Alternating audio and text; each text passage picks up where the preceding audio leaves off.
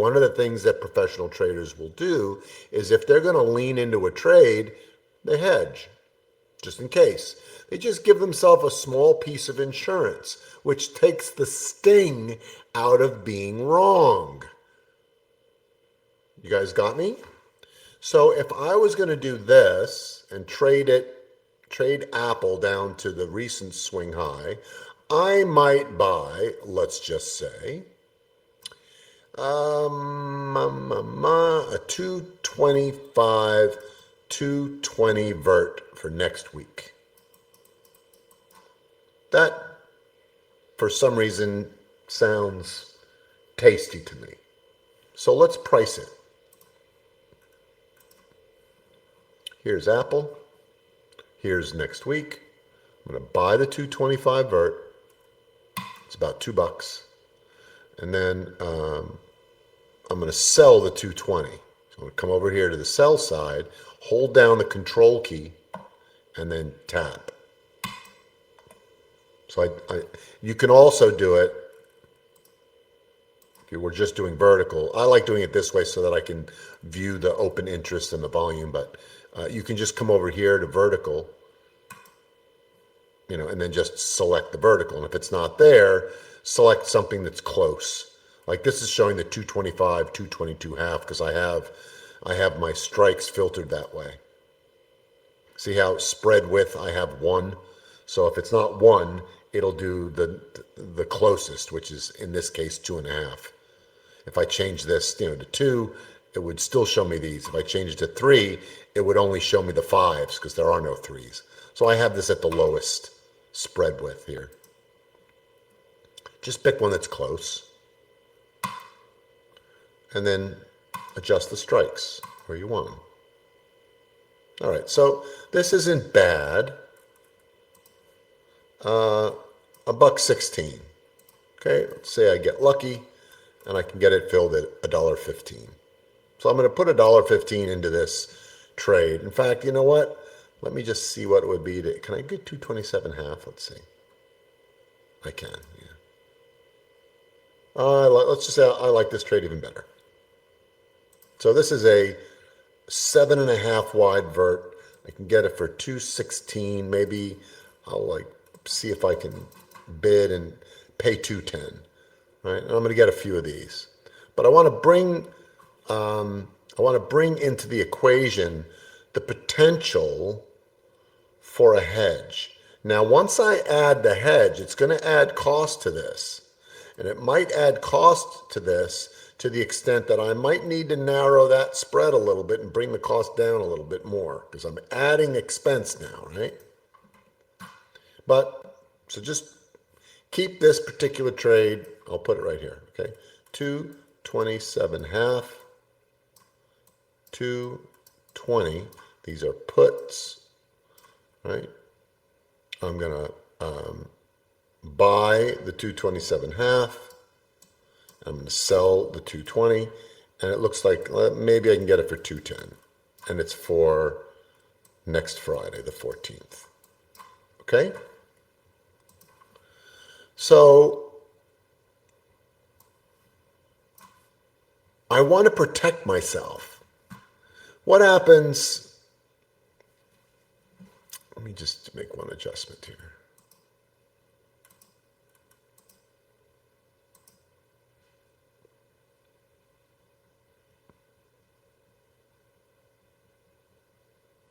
Okay, I made an adjustment.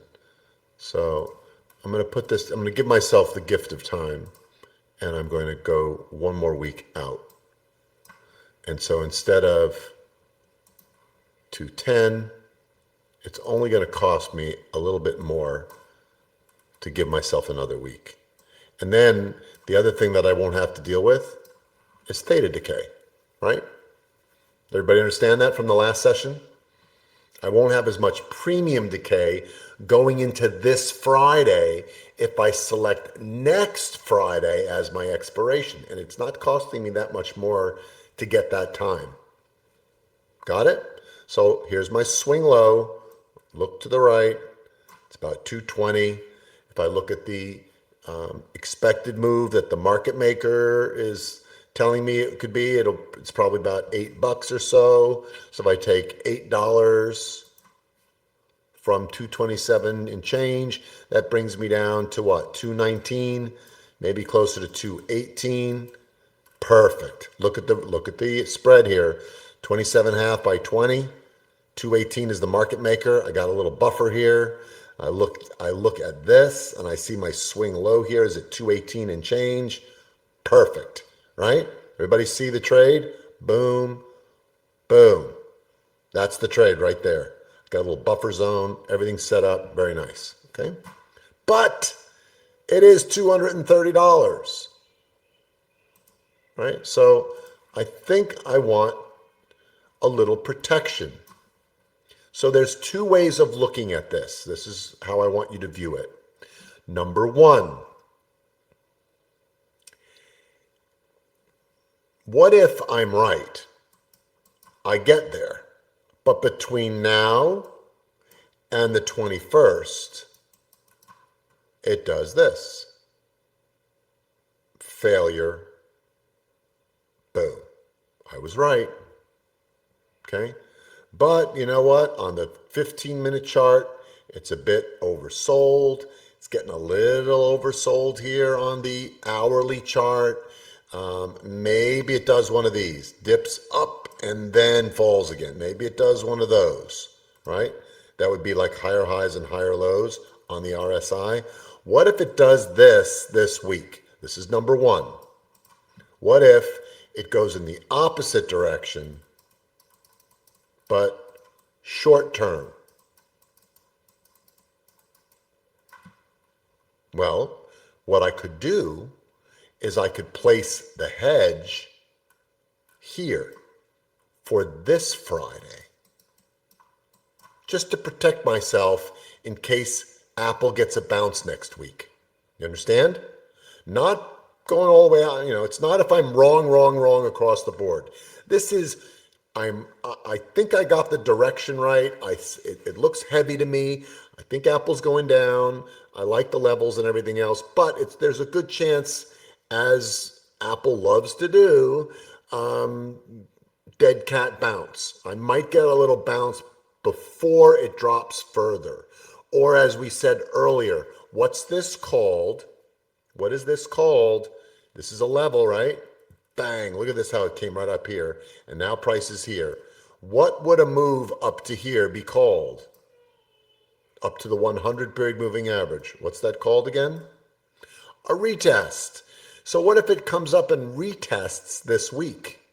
Well, that's not good for my calls here.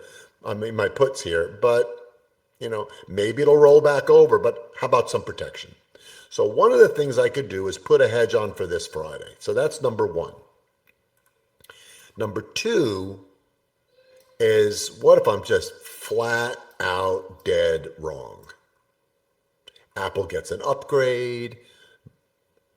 NVIDIA dumps so much that investors take their money out of NVIDIA and they pump synthetically into Apple. Not for any reason other than because they want to. And so, because anything can happen in trading. So maybe I got to protect myself here. Should I put on some trade for 221?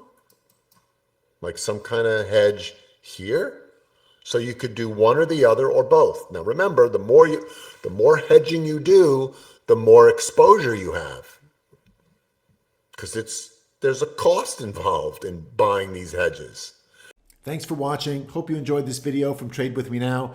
Make sure to go ahead and like this video and subscribe to our channel so you make sure that you catch our next video right when it's released. Also, if you have a question or comment, please leave that in the comments section below. And of course, if you want to learn more about Trade With Me Now or join our community of profitable traders, go to tradewithmenow.com. There's also a link in the description below.